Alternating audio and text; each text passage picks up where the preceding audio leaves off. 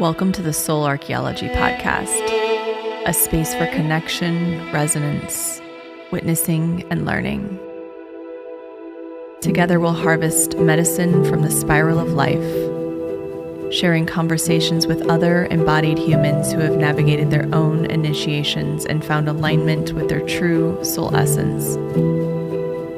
With weekly astrology, energy updates, embodied conversation, and channeled teachings, this is a space for you to land and find resonance with the spiral of your own soul.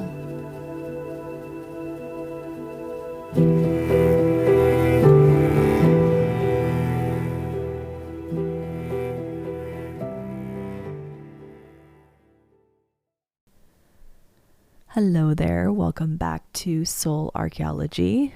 I have a little bit of a cold, so I'm just hopping on to do an intro for a wonderful episode with my dear friend Stephanie Simbari. We recorded this a few weeks ago and had it queued up for this week, so it works out perfectly since I don't think anybody wants to hear me talk for 30 minutes with my voice like this. So this episode was so fun. Stephanie is hilarious, number one. She's a comedian, a writer, an actor, a podcaster, a friend, a future mama, and we recorded at her beautiful Malibu home overlooking the ocean that she just moved into and manifested. And it's been such an honor witnessing Stephanie through this transformative portal that she's been in over the last few years. We met at Topanga Beach, actually, when we were both living in Topanga, and became fast friends. And it was so funny recording with her because I had this flashback to cooking in my kitchen back in, I think, probably 2016, listening to That's So Retrograde, which was her former podcast with her podcasting partner, and just how funny it was and the appreciation I had for the levity that they brought to the just being, number one, being human, but also navigating, your spiritual awakening and what it's like to be a spiritual person in this world. And she talks a lot in this episode about the sort of unraveling of that so retrograde, how she navigated that alongside losing her mother in 2021, going through an intense dark night of the soul. She was in her nodal return when she her podcast dissolved, which was such a big framework for her, and then navigating the loss of her mother, which was obviously devastating and also just catapulted her into this huge change portal. So the nodal return is no joke, and it definitely brought her where she needed to go within herself, but completely transformed her. And she talks a lot about how she was able to navigate that period of time without losing her mind, and how she was able to really give herself to it fully, to fully lean into the transformative waters, to allow it to have its way with her so that she could come out the other side right exactly where she was meant to be. I really created this podcast to number one, share the channeled messages that come through for me, and send them to you guys, share them with all of you, but also to share people that I've come into contact with throughout my journey who are so radically authentically themselves and who have really, really put in the elbow grease, put in the work to stay in alignment with themselves, even though we live in a world that really challenges that. So I really wanted to share through this podcast, through this channel, people that I find inspiring and people who I have had the pleasure of knowing through some of their most transformative times, and Stephanie is definitely one of them. She's also been an incredible support to me through some of my most challenging alchemical portals as well. So I will say that this episode does have explicit language, so in quite a bit of it. So if you're in the car with your children, or if you're listening to this on the speaker, just know that you might want to hit pause until you are alone or you have your headphones in or you aren't with your children. But it's a really fun episode. It was fun to sit down with her and to really just go deep on the wisdom that she has excavated, the medicine she's excavated from her underworld journey, and to share with all of you, because I'm sure many of you have lost, pivotal players in your life and have navigated, things dissolving that were, a big part of your framework. So her story is certainly one that I'm thinking will resonate with many of you. And if you're fans of That's So Retrograde, you might get some answers to questions you've had. So thank you so much for being here. We are in full on Scorpio season. Stephanie's a Scorpio as well, so it's only appropriate we release this during Scorpio season. So we're in full on Scorpio season. We are in the transformative waters for sure. We are definitely in the thick of it. This month will certainly be an integration month. I want to do a full November download, but this month will definitely be the integration month, just integrating the immense change at the cellular level that we've experienced during eclipse season. We might not even know the full extent of that transformation yet. I know I can feel it. I sat down over the weekend in ceremony with building a new drum for myself, and just really took the time to drop into the process and to reflect. And it was interesting to feel the shifts that I didn't actually know had occurred. But now that the dust is starting to settle on eclipse season, I can kind of see what's shifted and changed within me. And it's really cool. So I'm hoping all of you are experiencing some of those little drop-ins starting to land on the other side of eclipse season. And I hope you enjoy this episode. It was a really fun one to record. So as always, I so appreciate your support, your subscriptions, your reviews, your ratings. All of it means the world. So if you enjoyed this episode, if you don't mind sharing on one of the platforms, on Instagram, on Spotify, on Apple, it is so deeply appreciated. And I hope you enjoyed this episode and have a beautiful week. Hello, everyone. Welcome back to Soul Archaeology. I am here with a very, very dear friend, Stephanie Simbari, at her lovely home in Malibu. Oh my God, wow. It's amazing. Sounds really cool. Yeah, it's pretty insane to be here with you and to see this setting and to know what you've navigated over the last few years and how you've landed in this place. That's alchemy, baby. Exactly. In your true Scorpio self, your true Scorpio fashion. It's just, it's pretty incredible and inspiring. So thank you for being here. Oh my God, I'm so just like happy to be podcasting again. I need to let it out. Yeah. I feel like, when's the last time you were on a podcast? So I was on my friend Sarah's podcast a couple months ago. Yeah. We just do like silly comedy bits, which is so fun. I love podcasting with her. Yeah. And then I did Remington's like numerology top of the year thing, which I'm going to do again this year. Oh, amazing. Which is always so great because then I get to be like the first to know what to expect from the numbers in the new year. He's incredible. Yeah. He has like a well of wisdom that I just can't even comprehend. There's some things that he said to me that are such fucking reads that I'm just like, they just like repeat on my mind for like years. And I'm like, oh my God, he said I was going to have to like cut the dead toys off my energy, like, or whatever. Like it's weird metaphors, but then like they pop back in and I'm like, he just fucking knows what's going on. Yeah. This is Remington Donovan we're talking about, by the way. It's funny though, because when you said the Scorpio thing, I was talking with him last time about basically just like not being afraid to face things.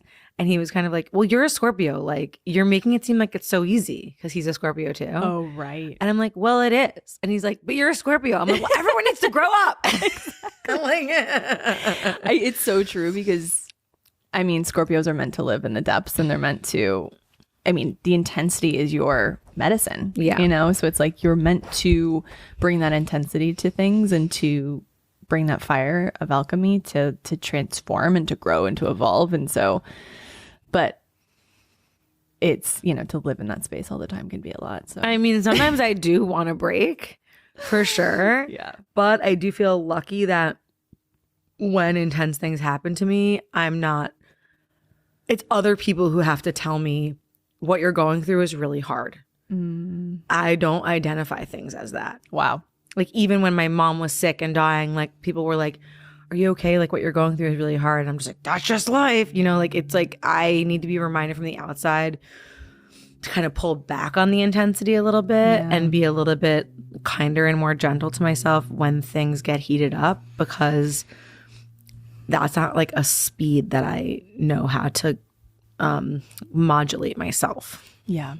Yeah. So yeah, it's like everything. There's always a positive and a negative side. And I think the negative side of like being intense is not knowing when things are intense. Oh my God. Yeah. I mean, you like live in that space. Yeah. Yeah. And then you're like, why am I so fucking tired? And like, why does it feel so heavy? And it's like, because you're not recognizing that this isn't just like a normal moment. Completely. Well, and you're built for these times, but don't you have a Venus in Libra? Mm-hmm. So that, and Mars. yeah. So that loves a little balance, you know? Yeah. I feel like that threshold between Libra and Scorpio is so weird. And I have some of that too. Yeah. And it's like this fighting between just wanting peace and wanting like harmony, and also knowing you can't bypass, like you can't skip out, you know? You're just like explaining my insides. So it's like, I feel like the crux of my personality problems are having a Scorpio sun, having Venus and Mars and Libra, and then having a Sagittarius Mercury. So Completely. My life, and I feel like you're kind of the same because you have a lot of those placements too, but it's like my life is like, I just want harmony, I just want peace. But then some things that come out of my mouth, I don't think about it because of the Sag. And then because I'm Scorpio, it can be so cutting. Yeah. But as soon as it comes out of my mouth, the other part of me is like, no. Like, and I'm just like, God, like swords come flying out of my mouth sometimes. And I don't mean it. Like I'll think something in my head one way and it will sound so good in my head. And then the way that it comes out is not that. It's hysterical because it literally is like the symbolism of the signs and of the planets that they're in. So like your Libra mind, yeah, and your intention, yeah. Mars, yeah, is like, oh no, this is really balanced and it's harmonious, and I know I'm gonna deliver it that way. And then Sag is like, fuck you, we have other ideas. It's like, let me just fucking shoot this arrow directly into someone's heart, and I'm like, oh no. And especially with like people that I really love. But then it's like, when I feel like in confrontation, when I want it to be like that, then I go like super Libra and I can't be as confrontational as I need to be. It's probably the most annoying thing that I navigate internally. It's very complex. Yeah. I think those three, and they're in line. Yeah. It's like Libra, Scorpio, and Sag, and they're so strange because there's this like avoidance of intensity with Libra, and this inability to avoid the intensity with Sag and Scorpio. Yeah. That's just where they live and exist. And they're so powerful because we need that. And so for you, like, I think it's what makes you such a powerful alchemist and, you know, space holder and leader and all the things that you are and all the things you're evolving into and growing into. Thanks. Which is very But just exciting, on a personal level, it's like, God damn, girl. That's why you got to live on a cliff in Malibu. I know.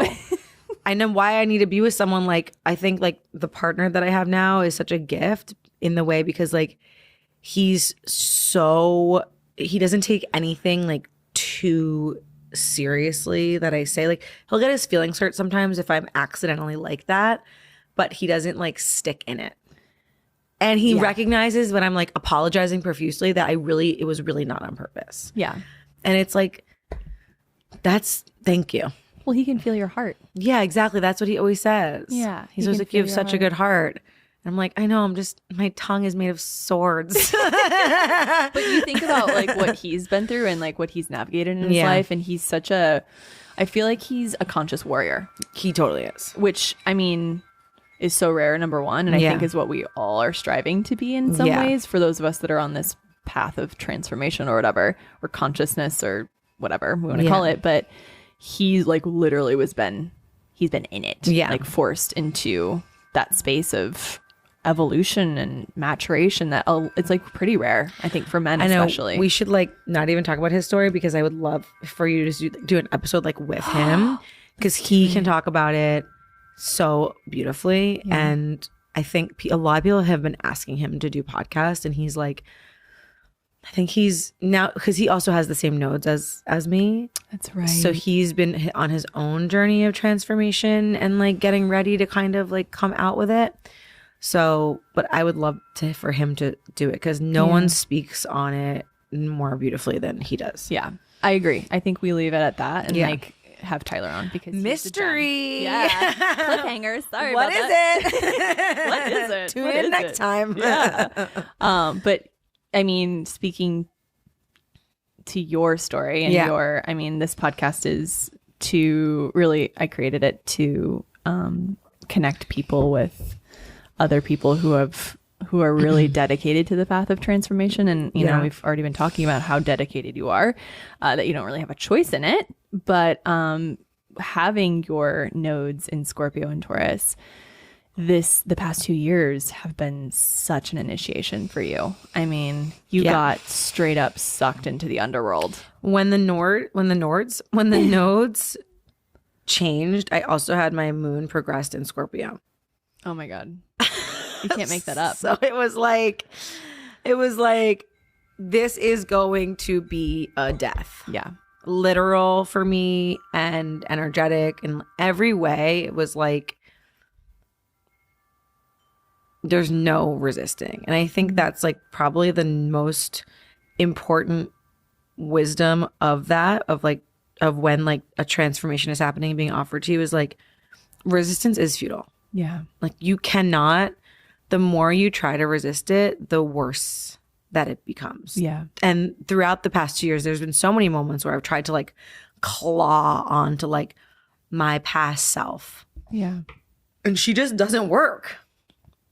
Yeah. You know, I think it's like, I remember, for those who don't know, like basically the nodes changed. My mom got sick with cancer. My show went off the air. My mom died.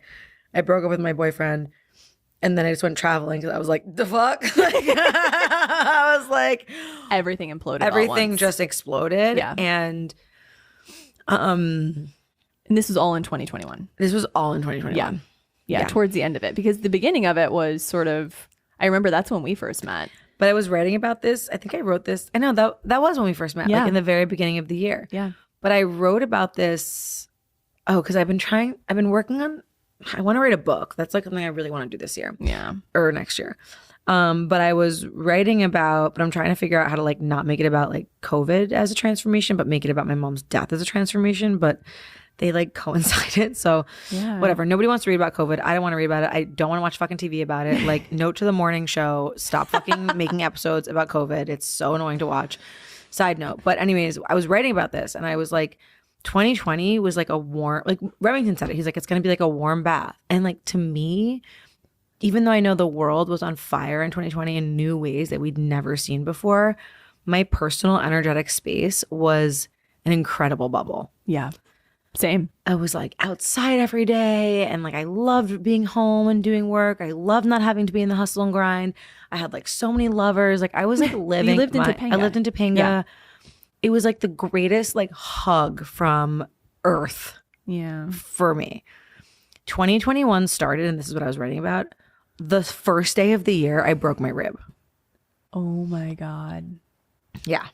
And then 15 days later, my grandfather died. And then 2 months after that, I broke my ankle. And then 2 months after that, my mom got diagnosed with cancer. Like, it was literally like that year was just like, no, sorry, bitch. Yeah. Like, it's just not gonna be like it was before. And it was like I was being taken out, literally being taken down, literally like ankle. Punched in the side, yeah. Broken the part of my body that contains my heart. Yeah, and your power. And my power. Yeah. And then broke my ankle, so I couldn't walk. Mobility and stability. Like, it was just like, It was too literal. You can't make it up. Yeah. Yeah. So that year just like that was insane. Oh my God. But it's funny because now 2 years later, I'm like, my attachment to all of that is so, it was literally like this lunar eclipse completely just like, it was like, whoosh, and I was like, okay, you're good. You did the work. But like, that's the part. When these things happen to you, like you have to go as far deep into it as you can, because if you don't do the work, it's going to keep coming for you. Yeah. Yeah. You gave yourself to the fire. You have to. Yeah. What are you going to do? Yeah. I mean, look, I already went through a journey. It's funny because someone, my friend, you know, Danny Beinstein, astrologer, she was telling me that this moment in time has reflected in like 2004 energy. Yeah, exactly. Yeah, that was the last time we had these exact eclipses. And in 2004, that's when I was kind of a younger person, but I was much more avoidant person. And so I became addicted to Adderall in 2004. And I went on a whole other underworld fucked up journey of like addiction and avoidance and losing friends and losing my connection to myself through being on this drug. Whereas like this time when these things happened, I was like, I'm going to feel and experience this all to the point where it like rips my fucking heart out. And it felt like that. Like I used to say that it felt like my heart was living outside of my body. Oh my God. That's insane. You know, and it really did feel like that. Like it felt horrible. Yeah. But at the same time, you just gain so much more by not being afraid to feel everything because it's temporary. I think that is the true liberation. Yeah. Is that so much of our fear comes from what it will feel like. Yeah.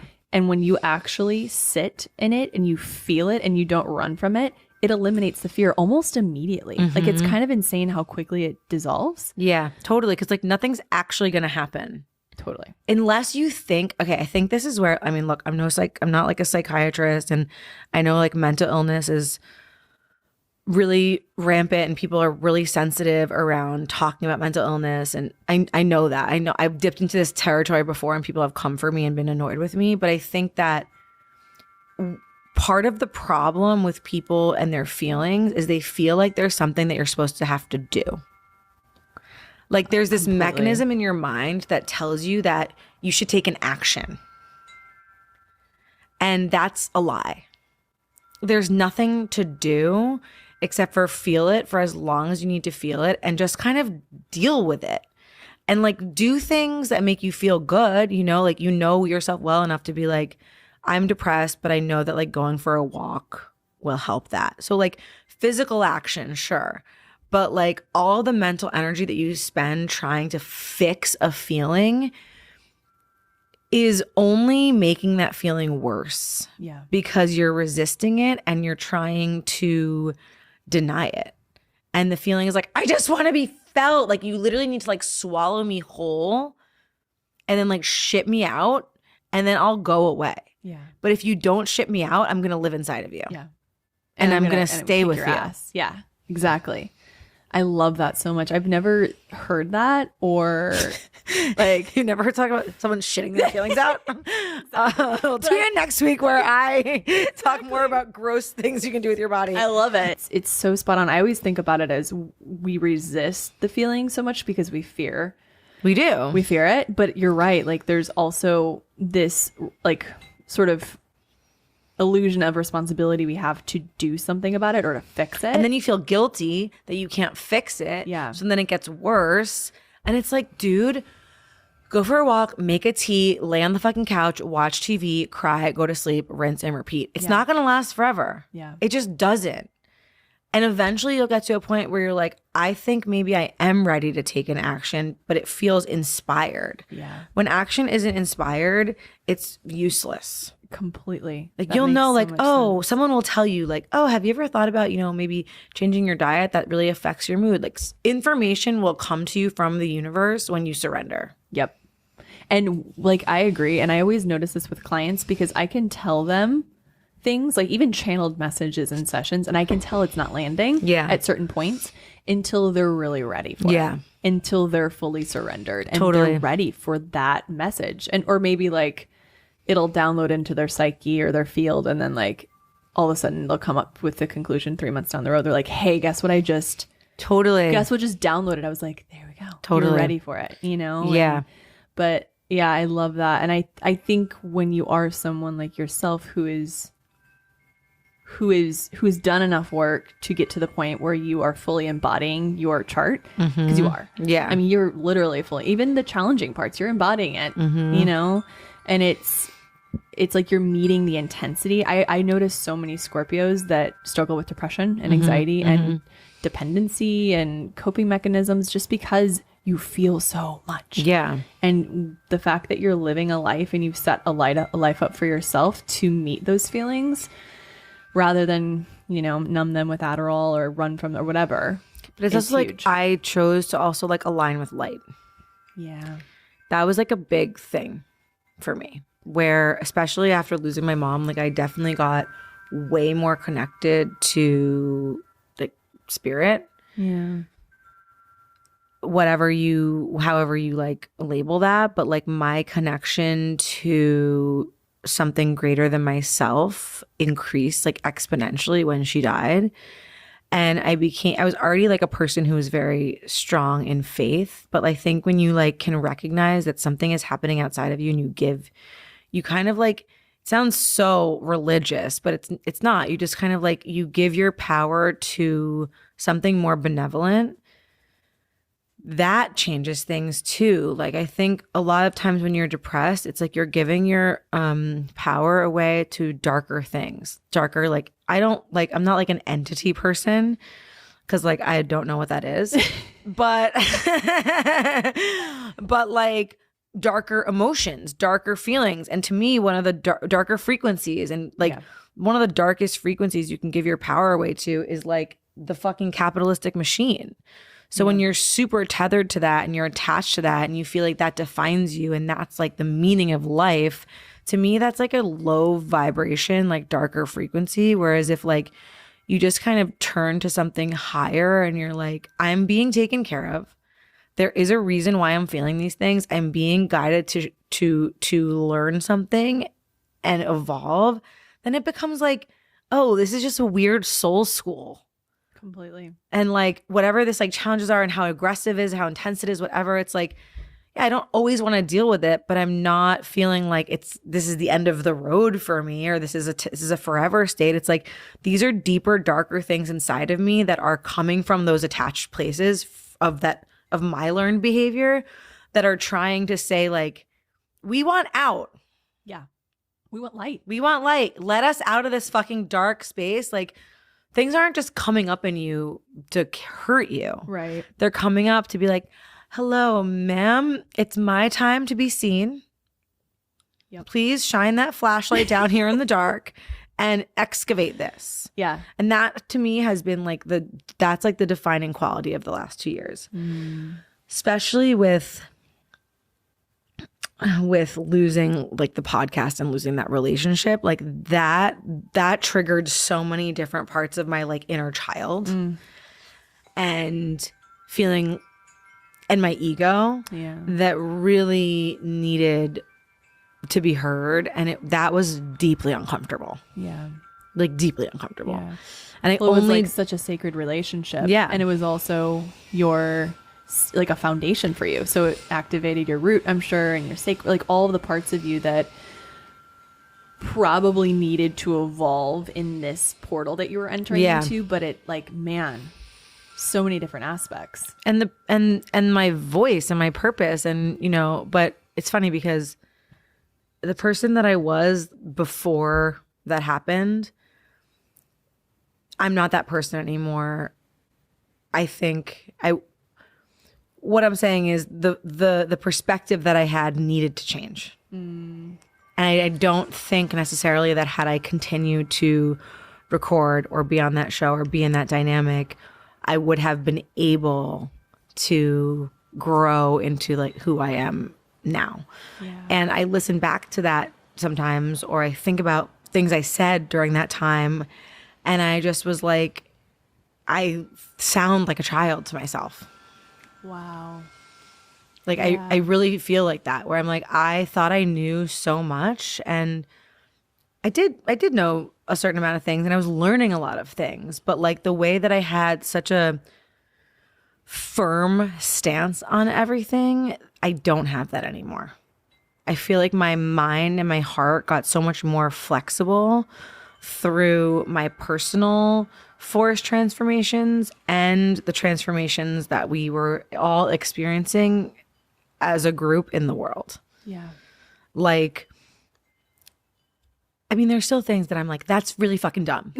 Or like, I really feel it strongly about this. Yeah. But I'm so much more willing to be in a dialogue now because I watched how a failure to have dialogue has like eroded not only interpersonal relationships, but the fabric of our society. Completely. And I'm just like, I need to kill my ego so that I'm not part of the problem.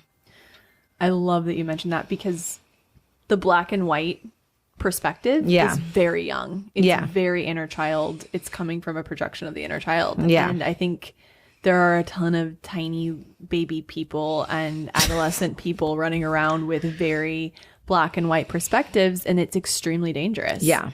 And I do think through a huge transformative portal like you've gone through, like you can't not go into your nodal return and come out changed. Whether Yeah. or not you lean into the maturation or not is your choice. But Yeah. you certainly did. And it's like, I think that a sign of evolution is the ability to hold complexity and nuance. Totally. You know? And it's so frustrating watching the world be unable to do that. And I don't know if it's I don't know if it's actually the world, because I actually in real life talk to a lot of people who are just like me, who can hold two thoughts in their head at one time and aren't trying to be right all the time and are like interested in diving into the fabric of things. But if you go on the internet, it's singing a completely different song. And that's what's really scary to me is that, and that's why like I've had to really stop using social media as much and like put time limits and like download other apps, which I'll tell you about, to like block Instagram, because I'm just like,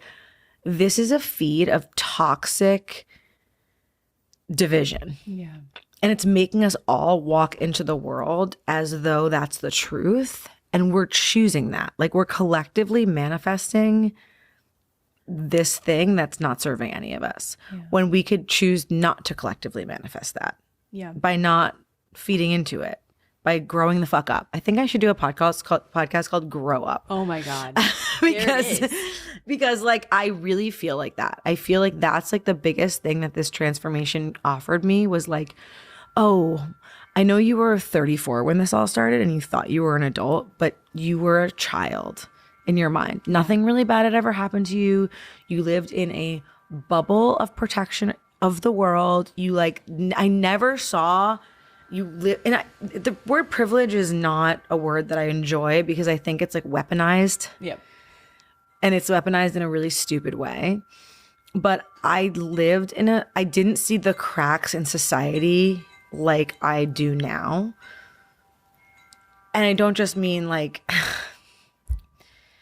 in so many different ways, basically. Yeah. But what I'm saying is like, it's adult to be able to say that things aren't functioning well and to admit that. And I feel like the people that are stuck in not being able to do that are just in their like scared child. Totally. Who are like, no, everything's fine. Like, it's fine. Like, I think part of why COVID was such a dangerous time is because everyone was activated down into the root, down into the survival. And when we look at something like the government, or we look at, you know, anything that's a system that we rely on for safety, we associate with survival. It's like almost like a parent, like coming to the realization that your parent was like doing something terrible throughout your childhood you didn't know about. Yeah. You know, it dissolves that protective layer that we have, and it requires a transformation and a maturation that some people just aren't willing or ready to do. Like realizing that your parents are people is a huge like growing up moment for most people. Yeah.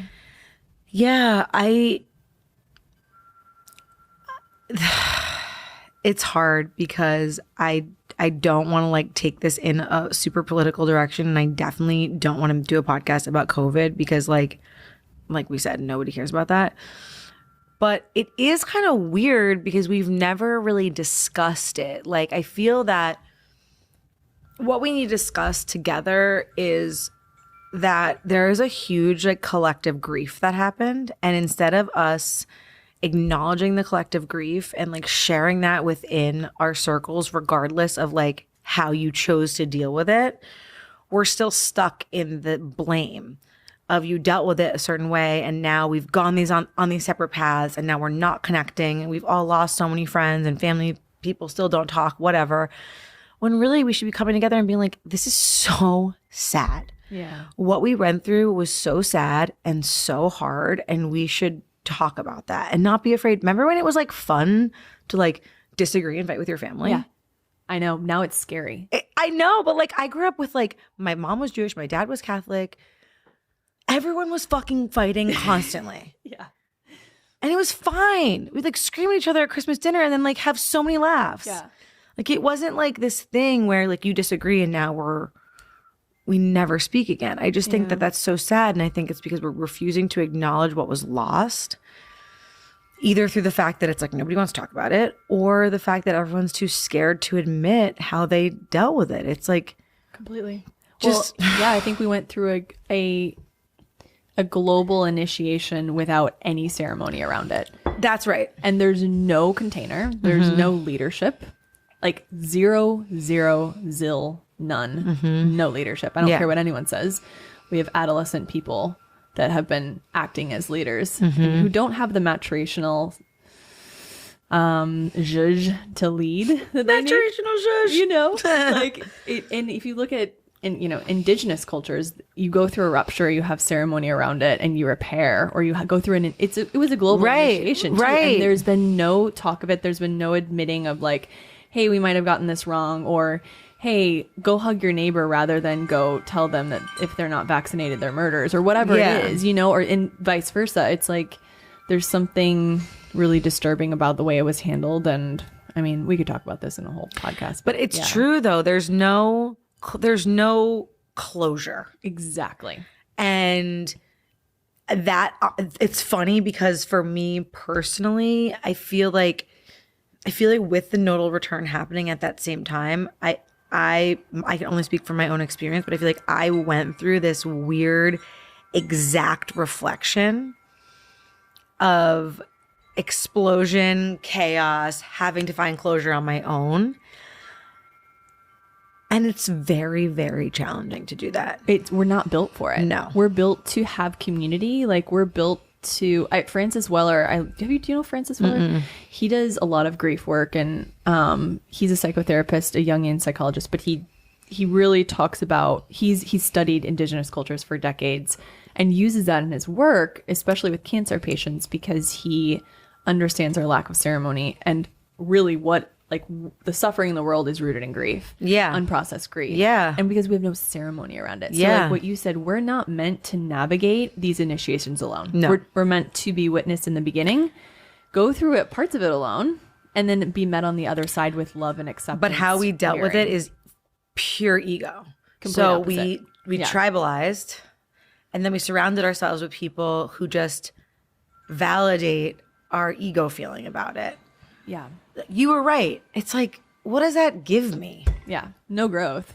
I think the younger version of me also wanted to be right. Now I think being right is hilarious. Like in my relationship, I'm like, I'll be like, you should really take a bath. And then he'll be like, oh, you're so right. Like I should always take more baths. I'm like, I'm always right. But it's like playful, you know what I mean? But when it comes to like these things, it's like, I take no joy out of being right about certain things. Yeah. I see people on the internet being like, I told you not to take the vaccine because like, da-da-da. And I'm just like, I'm sad that it hurt people. Yeah. This being right about that I'm not sitting around like pumping myself up. I'm happy that I listened to my intuition, but being right, it has no glory in that sense for me. Because it's being right about something bad. Yeah. About something dark. And I think one of the most essential parts of being human and going through this experience, and literally the foundation of a transformative portal or an initiation or whatever you want to call it, is that you change within it. Yeah. And if there's a unwillingness to change, which I think is rooted in fear, really, we don't go anywhere and we actually start to regress, which I think is kind of what's happening. Well, America's also in its Pluto return, which is a whole nother thing. But it's that change that you're describing that you've given yourself fully to. Mm-hmm. I mean, I went in with a dead mom and came out with a baby inside of me. Like, so it's kind of like very extreme. It's so insane. It's pretty extreme. But I see you where you were in 2021 and who you are now. Yeah. And you are a completely different person. And I love both of those versions. Yeah. But I'm so happy for you that you gave yourself to this process. Yeah. And that you can look back and, you know, it's just wild the timing with this last eclipse and how you feel like you've had a release of a lot of what was feeling unprocessed. So much was coming up around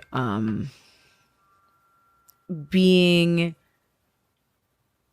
like, I haven't been on podcasts or I haven't done anything expressively, publicly in 2 years, aside from 2 podcasts and like a couple stand-up shows.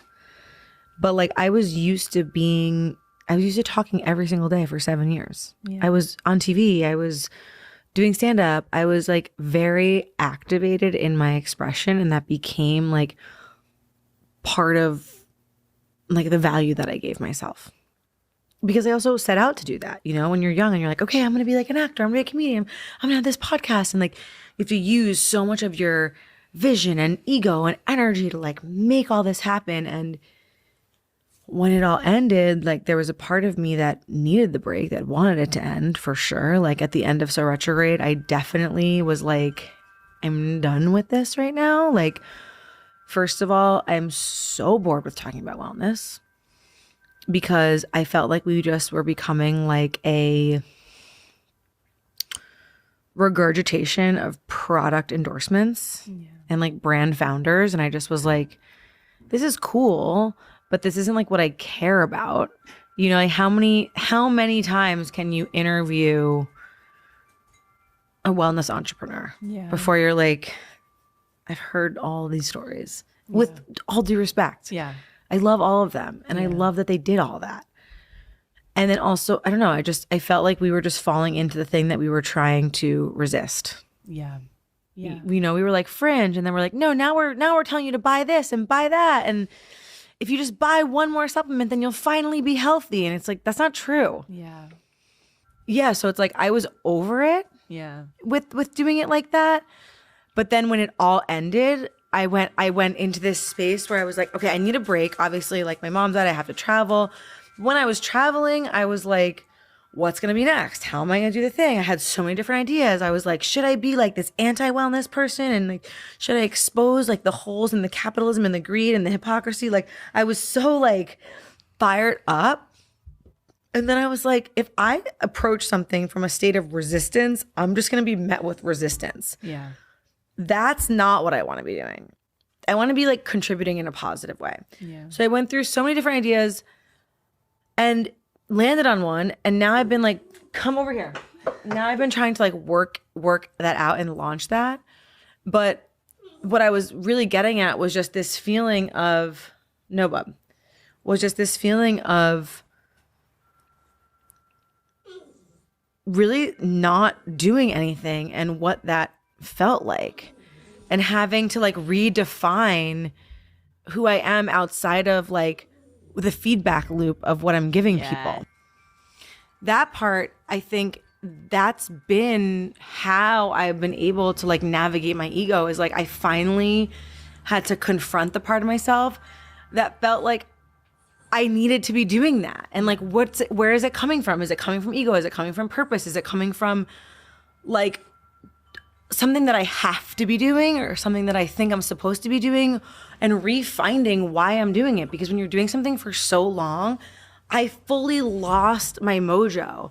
And that's why I was so out of it. Because I'm like, I don't even know why I'm doing this anymore. Yeah. And we had no connection anymore. We were going in such different directions that I lost my own voice and my own vision along the way, because I was just trying to keep this thing going that I no longer had a connection to. Yeah. And taking responsibility for that, so much fucking shit has come up. Oh my God. Yeah. And it's easy to blame the other person. But that doesn't make you grow. No. You know, like, I still think there's things that she should have done or should do to like make it right or whatever, how I would handle it. But that's not really my fucking business. Yeah. How did you navigate closing that chapter and coming to this point of processing and feeling settled and I guess closure without dialogue, like without the other person? Closure without dialogue is a lot of talking about it with other friends, a lot of journaling, and then just like a lot of sitting with myself. Like, but it was really hard. Like, I'm not gonna lie, like letting it go and coming to a place of forgiveness and releasing my blame. And like, I think the part that was the hardest, the biggest block and the thing for me to get over was the feeling that my voice was hijacked, and then I felt like afraid to express myself. Which for a Mercury and Sag is death. I felt like I was dying. Yeah. And I felt like every time I tried to like even speak into Instagram or whatever, I felt like, who is this voice? Like I didn't recognize myself. Yeah. And it was a lot of grief for me because I was like, what the fuck is your problem? Like, this is your gift. This is what you do. Like, you fucking talk. Like, I talk. I go into every fucking room I'm in. I'm fucking talking. I'm like hamming it up like in every space I'm in. It's just like, and all of a sudden when I'm trying to just like do what I always did, even like give simple feedback advice, or like I remember one day I was trying to post some of my clothes and like sell my shoes on Instagram, and I was like, couldn't do it. Wow. Like, it was just so weird. I was like, my personality is like in shambles. like me trying to put anything into the world is so fucked up and weird. And I felt so much fear and so much resistance and so much judgment because I was judged. Yeah. And I was cast aside. And that fucking sucked. But I think what ultimately like has just, there's two things. There's admitting the anger, going through the process of really like actually having that process of grief of like blame. Yeah. Of speaking, not to anyone, but to myself or to my partner or to my best friend, not to like the world. Right. Speaking into like the most like terrible parts of your emotion with it. Like all the things I would never really say or don't even really feel. I just said all of them. Yeah. I released so much anger just through speaking it because I was afraid to say those things because I felt like a bad person. Yeah. But that felt so good. And then once I aired all of that out, but by the way, getting to that point took a year and a half. I couldn't even get there. I was just like, I feel so fucked up, and I couldn't even get to the anger. After the anger though came forgiveness. And the forgiveness came from just like me saying sorry, not to anyone, but just like to her, but to myself, of like, and to God, whatever, like for you to never want to talk to me again or like not be friends because of this, whatever this is. I don't even know what this is. That's the hardest part, is I don't even know like really what it is. But I'm just like, I must have done something really, really bad, and really, I must have hurt you. Like, you must be so hurt to be acting like this. And whatever I did to hurt you, I'm really sorry. Yeah. And not needing to be like, but here's why. I saw myself wanting to like then get my side of the story heard and then like get my side out and be like, but you don't understand. And it's like, dude, it doesn't fucking matter. You're not friends. You're probably not going to be friends. If you are, maybe there'll be a conversation in the future and you guys can both express yourselves. But like in the absence of dialogue, just taking radical responsibility and then forgiving myself is all I can do. I must have done something so fucked up and I'm so sorry. I didn't mean it. And like, that's it. I gotta just move on with my life. Yeah. I didn't really, and then you get into that point where you're like, it's okay. And nothing that I did was actually that bad. I know that. Yeah. On the other side of that, you know what I mean? Like, and there's the part of it which is like, dude, my fucking mom died and you like abandoned me. Like, I mean, I'm also really hurt too, but that was part of the anger portal. But also giving myself that grace was also really important. Yeah. Cause like, that's that thing we were talking about earlier, that Scorpio thing. We're like, I went through something so intense and now I'm still trying to like deny that. And I didn't need anyone. I'm just like, why the fuck aren't we friends anymore? It's like, dude, start with yourself. You went through like the greatest loss that a person can probably ever go through in their life, aside from like maybe losing a child. Yeah. But even that is a totally different thing. Yeah, completely. So yeah, the self-processing is, especially for me who like, I have Scorpio in the 7th house in the sun, Venus in Libra, Mars in Libra. I'm Saturn in the 7th house. Like everything, I'm a Cancer moon. Like everything in my chart is like relational. Exactly. Yeah, you came here to do such deep relational work and to be reflected in another, you know? And that mirroring is so important. So when you have such a huge rupture that goes, like, gets sort of like ghosted in a way, you know, and there's no like fully ghosted. Yeah, there's no repair within the connection. It takes a shit ton of maturation, like work, ownership, radical self-responsibility, patience.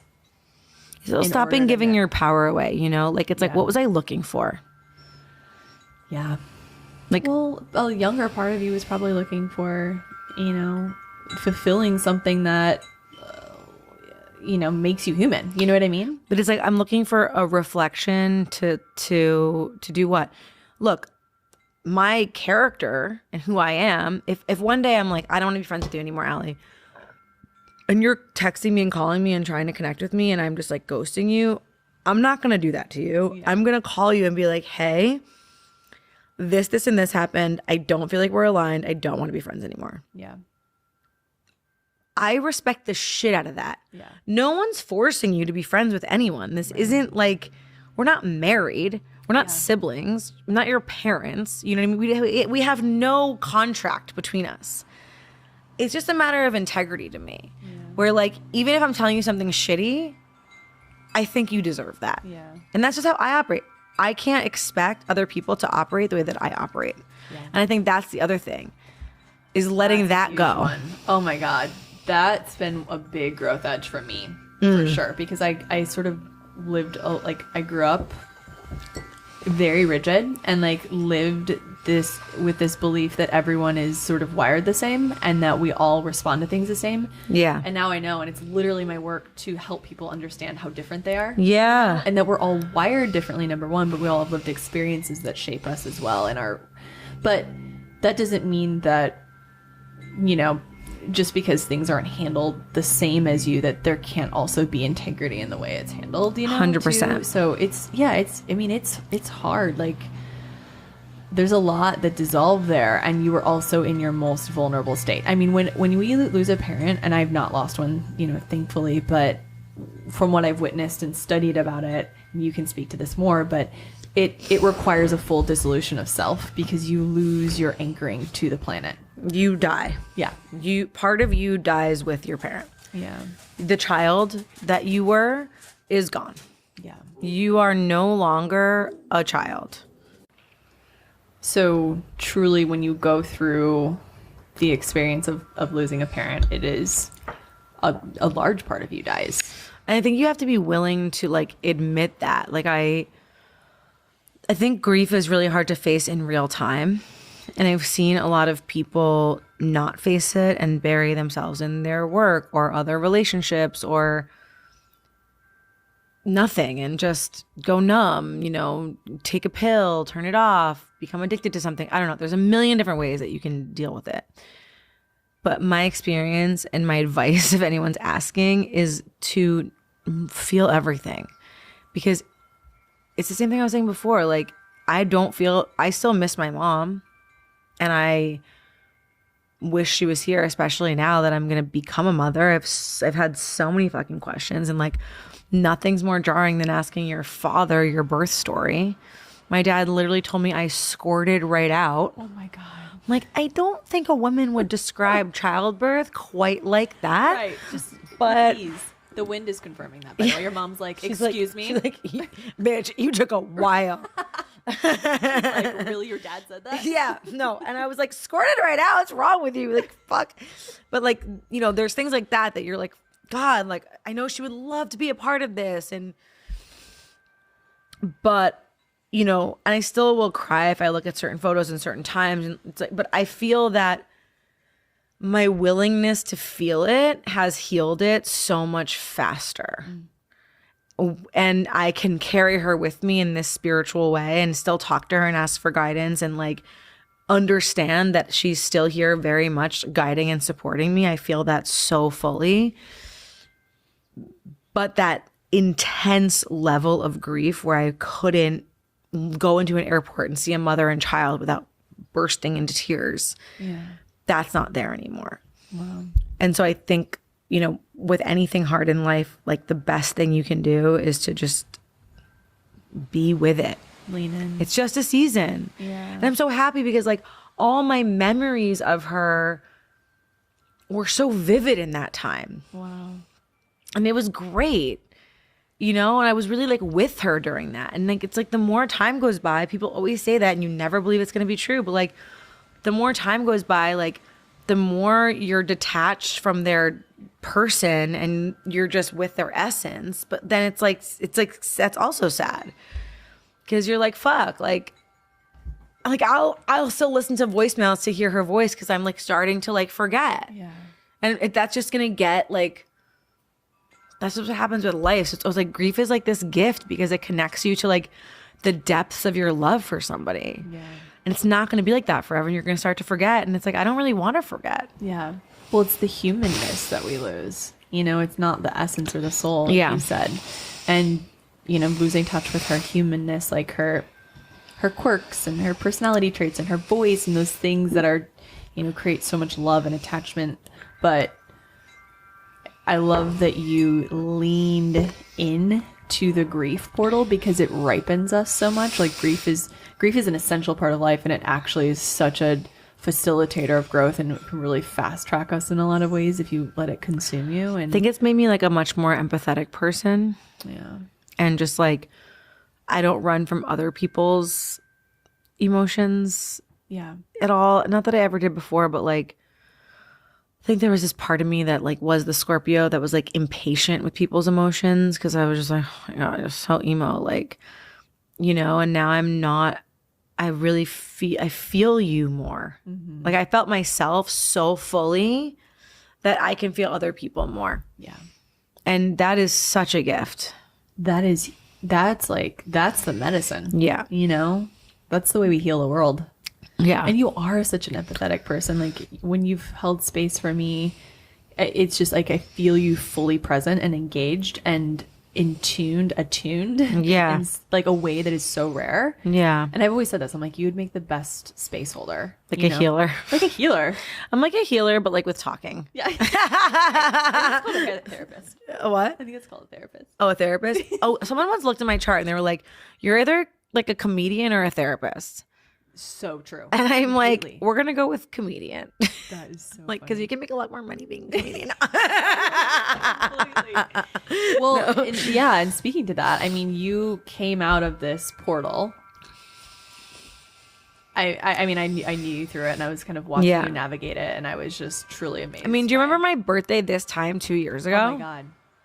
Oh my God. I was a fucking train wreck.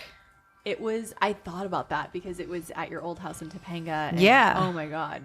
I was not okay. And that was literally, that was the end of October because it was Halloween, but it was like. It was my birthday. Yeah, I just got back from Big Sur. I was deeply unwell. Yeah. In so many different ways. It is crazy to think back on that because I don't know what she was doing. Well, she was in the underworld. Yeah. She wasn't meant to know what she was doing. Yeah. I mean, you really aren't. Like, you're meant to dissolve your coordinates a little bit. You're meant to, like, lose touch with yourself. That's kind of the whole point of being in the other world. And, like, make a lot... Like, I think I also was going through, like, a maturing process around, like, like self-worth and relationships, romantic relationships, and you know, even part of like the friend breakup was like a self-worth thing, because a big part of like why it kind of went the way it went on my end is that like I didn't have enough self-worth to break my codependence and speak the truth of what I was feeling, because I was overvaluing what she would think and feel, and in doing that undervalued myself and ended up hurting her more. Yeah. That's what always happens when you have like negative self-worth. It's like bad for everyone. It's so true. Well, and it's wild because you went through, your Scorpio is in the 7th house. So the South Node was going through your 7th house and rewriting your connection to others, but in the process completely, like having you completely dissolve your sense of self within it, because that's sort of a requirement, you know? So it's just wild to see how you navigated that with such like commitment, you know? Yes, and also by making a lot of fucking mistakes. Well, like yeah. in a relational sense, I did some dumb fucking shit. Like with guys, I was such an idiot. There was a lot that had to, and then me again, radical self-honesty, confronting like, is this gonna be your life? Are you gonna be this person, or are you gonna get what you want? Yeah. And what do you want? Yeah, what do you want? Do you want to be somebody who's like one of these girls who just talks shit about guys because she just, all she has is horrible experiences and she blames everyone else and she never ever takes it on herself to be like, you keep choosing bad people for you, not like bad people, like that they're bad people, but it's like, stop choosing people who tell you point blank they're not available. Yeah. Stop wanting people who aren't choosing you back. Like these were reflections of my younger self. Well, and your mom was dying. Yes. And so I was reaching out for love in all the wrong places. Well, but and it was also magnifying your relational framework. Yeah. Which we get from our parents. So true. And she was like that too, by the way. Yeah. Something very weird is that the part of me that was like insecure with negative self-worth, which is not how I came into this world, I believe and felt was me absorbing her. And when she died, when she was dying, I felt it separating, but it took this whole time to fully leave my system. Well, because like the physical takes so much longer to catch up with the spiritual and now the soul work. And now in my relationship now, I think about it sometimes and I'm like, how am I like so confident and so just like clear and like I have no insecurity? I'm like, oh, because that's not how you really were. Yeah. That's not your soul blueprint. Well, I think I remember reading your chart when like right when you found out about your mom, and it was around your birthday, I think, but I felt so strongly. Yeah, I remember I was like, please, Allie, what's happening? I was like, okay, you're releasing the karma with your mom. Your karmic contract is dissolving while she's leaving her body. And I just knew like on the other side, you would get to let go of all of that you carried together. Yeah. You know? And it's just beautiful to see you now in this incredible home, pregnant with so like crazy. The ultimate partner, your perfect match. I know. It's so crazy. But you did the work. You know what's funny though? I don't think us on paper in astrology is a perfect match. Well, I don't really agree with that either. Like, okay, so this like fucked me up too. Like in the beginning when I met him, I was like, "You're a what with a what and a who?" I was like, "Oh, girl, I don't know about all that." But we just like function perfectly together. We're so used to meeting people in their shadow in relationship. You know, and I think that Tyler really is. He's an evolved dude. Yeah. And he's really like, I mean, I think he's a gift for you. I mean, you're a gift for him. Too, yeah, no, we are so grateful to have each other. But it's just funny where if I hadn't gone through all of those things I was talking about and had to really be like fully stop reaching and seeking in all ways, even with my work, I was like, fucking Jesus, take the wheel. Like I keep trying to be in control of all these things, and me trying to control it is hilarious because the more I try to control it, the more I push it out of my field in every way. This isn't the time for you to be in that seat. You know, like there's a time and a place to be like, I'm the boss now. And then there's a time and a place to be like, you're the boss now, God. Yeah. And that's the ultimate. And that's where I was. Surrender. And when I met him, I was like, for the first time, not like, oh my God, I'm going to be with him. Okay, now I need to like download his whole chart and like analyze everything and like try to make this happen and like overanalyzing text and like trying like to be this like control. I was like, before I was like a control unit. Yeah. And then with him, I was like, there's definitely a connection there. I can feel it. I can see it. We could mirror it with each other. Like the second we looked into each other's eyes, we were like, what the fuck? But I wasn't even like, maybe that's because we're supposed to be together. I was like, who knows? And that place of who knows was what made everything just so clear. Yeah. And like, he'll joke, like, you knew what you were doing, whatever. And I did say to him at one point, like, I'm not going to date other people, not because I was trying to control it, because I was like, just saying very clearly, like, I'm here for this. And like, let's just see if we're on the same page. Not that like you have to be or anything, but if you're not there, like I can easily like step back out of this. I'm just like, want you to know that's where I am. Yeah. And he was in the same place. Well, it's incredible because you were coming at it from a space of like evolution and growth, and you'd hit so many rock bottoms. It was like, I'm not really scared of the rock bottom anymore, you know? Yeah. And it's cool because approaching it from that sort of space of non-attachment, it doesn't bring the trauma bond there. There's no trauma bond. It brings like the purity, the actual connection, you know, how like simple it can actually be. And also there's no, and I said this to him in the beginning, and it's probably because what you're saying, where I was like rewriting my relational framework, but like a big part of like my intention in the beginning and us getting together and what I talked about a lot was like, we're obviously entering a relationship, but I don't want to enter this relationship with an idea of what a relationship is. Whoa. You like cleared the slate. Because like, I don't want us falling into roles. Yeah. You're supposed to be like this. I'm supposed to be like this. No, this is unique to us. Yeah. So like whatever this relationship is ours to create. And I think when I said that, it was like also really good for him, because he also was like, what is a relationship supposed to look like? And it happened very organically. It wasn't like we had to have 20 conversations about it, but it was just in that intentionality, in that conversation, like, don't just like make me your girlfriend. Yeah. And then make me be this thing that you think a girlfriend is. Exactly. Or me do that to you. And like, what, you know, get all butthurt that like you're not acting like a boyfriend. But I didn't even have that. I was like, I have no fucking idea what a boyfriend looks like. Yeah. Everyone I've ever had sucks. You're like, I gotta clear the slate. Yeah. I gotta rewrite this. Oh, a little ruse under me. Oh, cute. Yeah. Cute little girl. Cute little girl. So, but I do feel like it's the ultimate reward of just like, I feel that our connection is so pure and so great because of the work that him and I have both individually done. Completely. And it wouldn't have been possible without so much fucked up pain on both of our ends. And I think that is the ultimate proof in the pudding of transformation. And like, but sometimes this is also really important.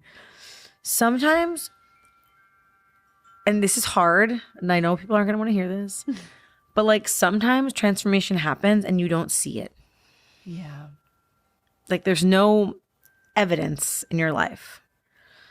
And I feel like that can be really difficult and really frustrating, but it's like the absence of seeing something is, I think, actually just like a great moment of a clean slate to welcome in like what is coming.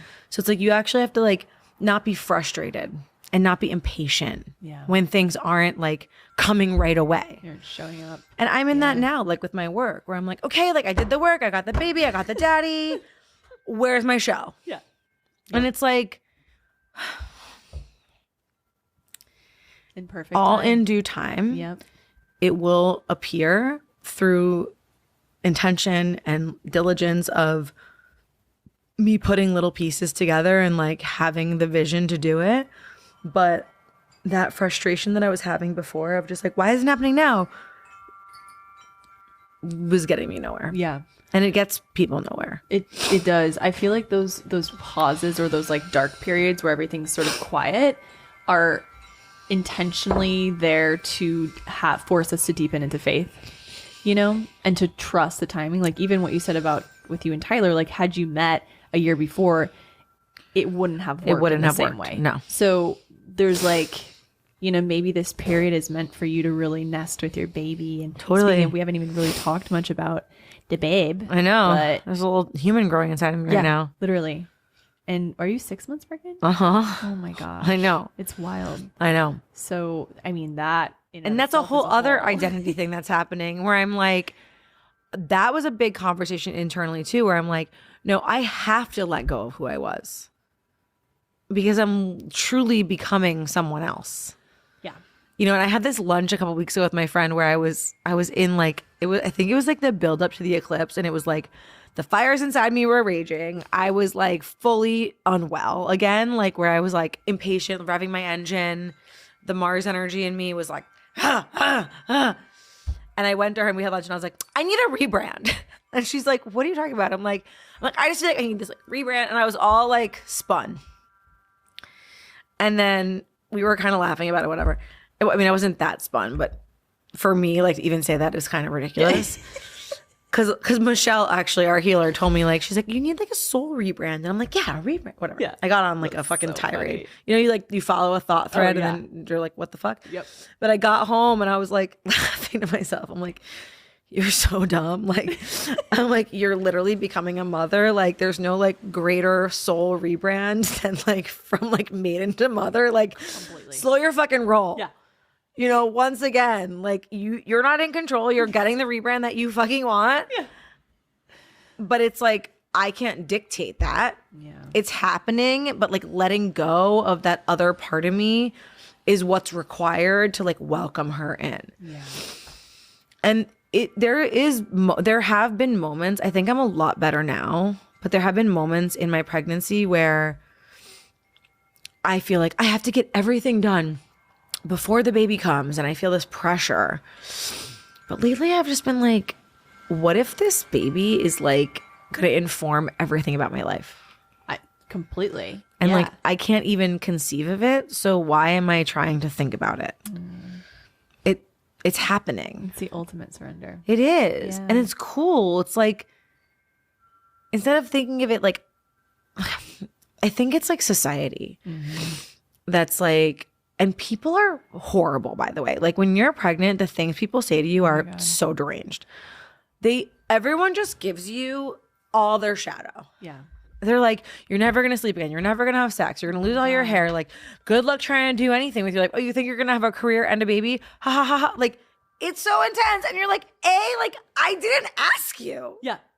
Like, this is so unwarranted and uninvited. We're not like, okay, now we're parents, so we can't be people, but we're also not. And then we're not like, no, you're everything, but we're not like, you're not everything and I'm everything. Yeah. It's like, we're all like a thing now. Yeah. And like, whatever we all need to be together now is what is going to happen. Yeah. And I think that's exciting. And I don't want to be the person I was before. She was cool, but like, I've always wanted to be a mom. Yeah. And I'm so happy it didn't happen before now. That's another thing, gals. Don't let this fucking Western medical paradigm tell you that you're geriatric when you're 35 years old and fucking scare you into having to save all your pennies to freeze your eggs or get your fertility checked or whatever. Like, just fucking take care of your body. Go to a good doctor who's like checking your hormone levels and just like live your fucking life. Be happy. Don't take the stress of it on. Yeah. It's so fucked. Yeah. Yeah. I remember people be like, you're 37 and you're not gonna freeze your eggs. Yeah. And I was like, do I look like I have $10,000 for my eggs? I have a very expensive jewelry addiction. It's wild because I just turned 35 and I felt that almost immediately land. And I was like, oh my God, do I need to see a fertility doctor? Like, because I'm not right now ready for that. Of course, it can happen anytime, I suppose. But it's like, it's really wild how intense that pressure is, that societal pressure. I mean, look, you can do whatever you want. See a fertility doctor. Like, I would hate to give you the advice to not. And then like in 5 years, you'd be like, shit, I should have done that. I don't know. Yeah. But I would really check yourself with where that's coming from. Like, it's coming from straight up fear. Okay, so if it's coming from fear in society, then discard it. Yeah. If it's coming from your intuition that's telling you that something isn't right or that you should be looking at that, that's a different thing. But like truly discerning the difference between those two things is super important. I never got any of it checked. I have no idea what's going on in there, but I'll tell you this. And I know I might be unique in this. I don't know. I got calmed in one time and got pregnant. Yeah. That's amazing. People will probably be like, that's so insensitive of her to say that. But it's like, I'm just sharing another perspective with you. All you ever hear is the struggle. Yeah. But I know so many people like me. Yeah. Whose doctors told them, you better start trying because you're 35 and it can be hard. And all of them, the same thing happened to them. They got pregnant right away. Well, I can feel it. And then they're like, fuck, like I got pregnant right away. I didn't even want to be pregnant this year. Well, that's the thing. Like I think about you often when I go into that fear place because I'm like, okay, Stephanie was 37. She like wasn't trying. It happened because it was meant to happen. Mm-hmm. And I have so much faith in all areas of my life. So like, I notice when that fear creeps up, it's not mine. You know, or it's resonating externally, internally, you know? It's really unfortunate. And I think also like everything comes down to like the choices that you make too, right? Like when you really honestly, genuinely want something and you're really honest with yourself, if you're making the right moves to get it and you're willing to do the alchemical process of like radically shifting things for yourself, life really does rearrange itself around you. Yeah. Like we're not in control in a lot of ways because life has a plan and that's not your plan necessarily. But like we are in control in the fact that like we can respond. Yeah. To like when we're hitting resistance, that's a sign to pivot. Yep. And to stop pushing so hard. Like my grandfather, the wisdom he always gave me was don't force it, it will break. Wow. Because he was like made things with his hands. Oh my gosh. And like fixed things. And that's like my life's like mantra when it comes to things like this, where it's like, it might not be a physical thing that we're going to break, but it's something that you're going to break by trying so hard.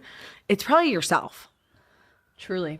Yeah. Because on the other side of it, you're going to be so frustrated. You put so much effort into something that wasn't meant to be. And then you get disappointed. And it's like, I think that manifesting is as much to do with like intentionality and diligence and showing up as it is to do with like letting go and saying like, okay, this is the direction I'd like my life to take. This is what I want to happen, but I'm also available to recognizing what I need to happen. Completely. And when you can like be in both those places at the same time, that's how magical things happen. Yeah. Because there's no resistance there. And that is what leads to, like, the gripping leads to the disappointment. And I love that because I think that reframing control a little bit is I'm a South Node in Virgo. So, like, that is my ultimate medicine. Yeah. Is releasing control. Mm-hmm. And I sit with that medicine a lot. And you're exactly right. Like, we do have some control because we have free will and we make choices. But there's just a tiny bit in there. You know what I mean? Like there's so much magic. There's so much alchemy. There's so much that we have to learn. And if we grip, we won't learn that like, and I think some of us just don't really have a choice either.